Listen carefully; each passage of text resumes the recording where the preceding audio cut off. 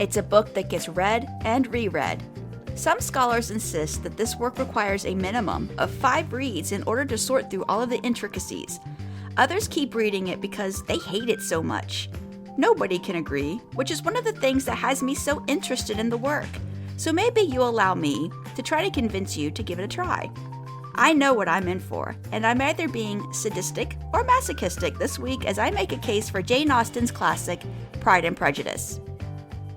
Welcome to A Case for Classics, the podcast where I try to talk you into reading, for fun, those works of literature that maybe you've come to associate with homework and book reports. They might exist on a master curriculum list somewhere, but that doesn't mean they aren't valuable as entertainment to the modern sensibility. I can already hear some of you out there giving disinterested sighs. Please, just hear me out. Like I said in the opener, I know what I'm in for, and I'd like for you to remember the humble request that I laid out for you in episode 1. Please, give me one chapter. This is a contentious one, but please don't walk away because of, wait for it, prejudices. You saw what I did there, right? Oh, all right, I'll move on. Jane Austen was born on December 16, 1775 in Steventon, Hampshire, England. She died July 18, 1817 from an illness at the age of 41. As of today, Austen's published works counted at least 11, but some of those works were put out posthumously. During her life, she only published 4 novels. She had to publish her works anonymously because although a woman could write, it was thought better for it to be a part-time endeavor, a hobby, so as not to diminish her femininity, to take away from the primary feminine roles of wife and mother. They weren't hip to the fact back then that women could do it all. And that's a shame, because her name wasn't attached to any of her works until after her death. Her books sold well, and had a fan base, you see. They would come out, and though no author was listed, it would say, from the author of Pride and Prejudice, for example. So people would know at least that much. Again, that's a shame. She made money from the sale of her books, but it was long after her death before the name Jane Austen had any sort of recognition attached to it. Her books have remained popular, never being out of print for long. That's impressive. Jane never married. Normally, I wouldn't mention that because, hey, the woman wanted to make a career as a writer, and if marriage was going to hinder that, then phooey on marriage. But that doesn't seem to be the case. The heroine of today's case, Elizabeth Bennet, draws a hard line when it comes to marriage. True love or nothing. And it seems that Jane Austen herself felt that way. There was one suitor who almost fit that bill, but it ended up not working out. Marriage was a subject that featured prominently in most of her works. Her characters had to navigate the social stresses of marriage and the effects that it could have on social standing, especially as women living in a world where primogeniture tended to dictate inheritances. Marriage was a move for security, a business transaction, if you will. The husband provided monetary security, and the wife provided heirs. I'm sure that was a lot of fun to live through. But hey, that crap still goes on today, and I'm not talking in those pretend backwards countries. It still happens in the first world, and as someone who is very picky about who gets to be around me a whole bunch, that sounds just awful. But whatever. It takes different strokes to make the world go round, and as long as all people are, okay with it, then who cares? Okay, let's talk about the book. Pride and Prejudice was first published in 1813 and was originally titled First Impressions. That's an apt title, but I don't know. Pride and Prejudice definitely has more of a Regency era feel to it. Might as well go for it, right? The book has always had its fans and critics, but even early on, the work was praised for its realistic portrayal of the landed gentry, people of typically middling rank. Sir Walter Scott at first he was a little condescending about the book, calling it a very pretty thing. You see, many books being published in this time were of the Gothic genre. There were a lot of grey abbeys and women being tormented by rot and madness, but what Jane Austen brought to the table was something wholly different. Some argue that the works are vacuous, and the characters are sort of pointless creatures who seemingly exist without purpose other than playing and gossiping. Those arguments are not without merit. But hold on a second. We'll come back to it, but wait. Walter Scott, after scoffing at the work, went on to read the book at least 3 times, and he ended up a little more humble about Jane Austen's writing talent, especially in her skill in making the commonplace interesting. It reminds me of Hayao Miyazaki movies where there's a lushness to the little things. A boiling pot of soup, a cozy fire, a clean and comforting home. Those are things that make the Miyazaki movies so popular. And I think that the same kind of magic was at work with Pride and Prejudice.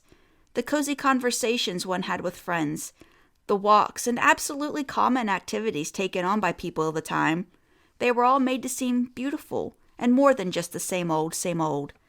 Finding the extraordinary in the ordinary. That's wonderful storytelling. Speaking of cozy conversations, a lot of works of the time were told in the epistolary style, meaning the stories were told through letters and journal entries. Jane Austen went for a third-person narration style of storytelling that allowed for easier conversation between her characters, a style referred to as free indirect speech, which blended third-person narration with first-person direct speech. It sounds way more complicated than it is. You read books using this kind of narration all the time. It's common now. It just was less so when Jane Austen was alive. Therefore, it's notable. This book is famous for its characters, Elizabeth Bennet and Mr. Darcy. This is a pair that started a whole slew of rom-coms and basically made Meg Ryan's whole career back in her cutesy days. Boy meets girl, they hate each other. Boy and girl keep bumping into each other. Hate melts into affection. Boy and girl fall in love and get married. Now, I know, I'm supposed to avoid spoilers, but come on. You know they get together. Heck, you know that they're going to end up together pretty early on in the book. We know how to recognize that chemistry, even if it does originally come out as antipathy. You see, Elizabeth is usually an amiable person. She's got a good relationship with her father and her sister Jane. She's a loyal friend to Charlotte Lucas, and she's got an almost easygoing attitude. Mr. Darcy just has that special quality of getting under her skin. My Tumblr by way of Pinterest readings lead me to the amusing conclusion that Mr. Darcy's unsavory ways are because, quote, he has the social skills of an agoraphobic crab, end quote. If you read this, you'll know what I'm talking about and why I find that funny. English novelist, biographer, and critic Margaret Drabble wrote the foreword to one of my copies of Pride and Prejudice, and she talks about this knowing that Elizabeth and Mr. Darcy end up together. Quote, the story unfolds with a pleasing mixture of suspense and foreknowledge, and it fulfills all its own expectations, end quote. The show has a sponsor this week. There will be links in the show notes, so please check them out at acaseforclassics.com to find this incredible book. Resisting Madness by Wesley Southard. What drives a man mad? Maybe it's the death of a loved one, or the petrifying fear of hands around your throat, the dread of rejection, or maybe it's the black, soulless eyes of a child that shatters your sanity. Within these pages, delirium reigns supreme. You'll discover how far a prisoner will go to be with his dying wife, and what lurks between the walls of that Louisiana jailhouse to keep him there. You'll find out how deep a man can cut himself to dig out the past. You'll meet a college professor whose fear of flying might be the least of his worries. And you'll learn how a sister's love for sweet treats can reunite a broken family, whether they want it or not. Aliens and lot lizards, disembodied lips, the voice of God himself. 13 stories and a brand new novella from horror author Wesley Southard. Within these pages, we all go a little mad. Available on Amazon in trade paperback and ebook from Death's Head Press. One of the main things about this book that has always bothered readers is the fact that this story takes place during the Napoleonic Wars, a rather excited time in Europe, and yet the characters don't ever really talk about it. We have military men in this tale, and they don't seem bothered by the wars, and all the other people are sort of shiftless and without purpose. None of them seem to work. This is one of the reasons this book is accused of being vapid and without any sort of real merit. Now, I tend to think that too much talk of the day in a work of fiction can tend to simply date the work without adding to it. Let's be honest, this is a book about young people pairing off in love matches. It never set out to be about the heavy emotions that come with wartime, and that's okay. We have a long history of art meant to provide escape. One of the more irritating characters of the book is Elizabeth's mother, known simply as Mrs. Bennet. This is a character that scholars assure us simple readers will become more complex, more relatable upon subsequent readings. I don't know how many times I've read Pride and Prejudice. I know it's not the prescribed 5 times. I think I'm at 2 or 3. But I can attest to this. On your first reading, you see Mrs. Bennet as pushy, tactless, even tacky. She gets pretentious when she's around people who intimidate her, and really, she's just kind of a mess. But on subsequent readings, you can see that there's more to Mrs. Bennet's actions, more nuance to her as a person, even if she is like nails on a chalkboard. Author Mary Evans wrote in her book, Jane Austen and the State, quote, "If Mrs. Bennet is slightly crazy, then perhaps she is so because she perceives more clearly than her husband the possible fate of her daughters if they do not marry. Given that she has 5 daughters, it is little wonder that at times Mrs. Bennet is less than rational." So she's a wee bit frantic. And speaking as someone who is occasionally taking to being a wee bit frantic, I empathize. There are many more characters in this book, and I'm going to bore you to tears if I talk about all of them. Suffice it to say that some of those characters in the periphery are interesting, but Elizabeth and Mr. Darcy are the main characters. I'll get to the movie adaptations in a second, but before I do, I want to talk about a movie that is very, very lightly inspired by Pride and Prejudice. It even references the book in the movie, and is absolutely charming without degrading itself to costumes and rainy walks on the moors. That movie is the Meg Ryan, Tom Hanks story, You've Got Mail. I'm not going to pay the movie the same respect that I pay the books that I talk about in this. I'm going to assume you've seen it, and will be free with my spoilers. So, Meg Ryan and Tom Hanks are having an anonymous G-rated relationship online where they exchange charming emails, and Meg Ryan admits to Tom that she reads Pride and Prejudice once a year because she gets lost in the language, which is something that will either charm you or drive you crazy. It later shows Tom Hanks reading the book, looking totally miserable, but pushing through for the pen pal he's so fond of. I bring this up because that is so accurate. You're either going to read this and be charmed by the story and the characters, or you're going to curse my name for doing a podcast episode about it. This is fair warning. I'm in the camp of charmed, but I'm also in the camp of no way am I reading this book every year. Nuh-uh. No thanks. All right, movies.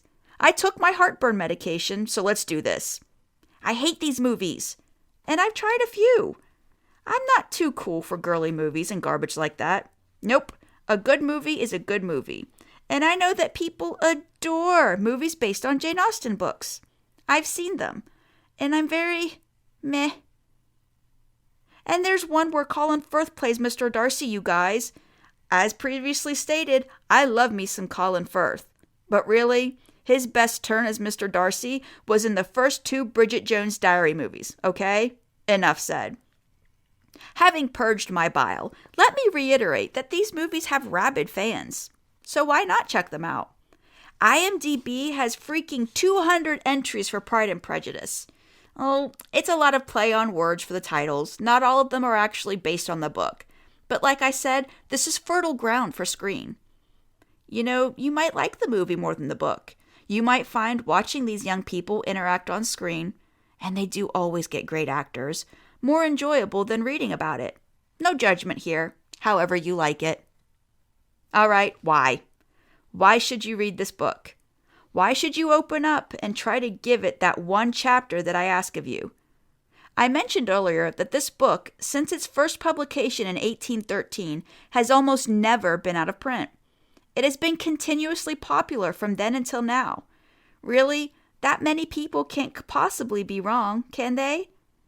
But also, Jane Austen was witty, snarky, and had a way of writing characters that caused you to have a real emotional reaction. You know how we love British entertainment because of that dry wit, that unself-conscious way British people have of saying the most adorably absurd things with a straight face.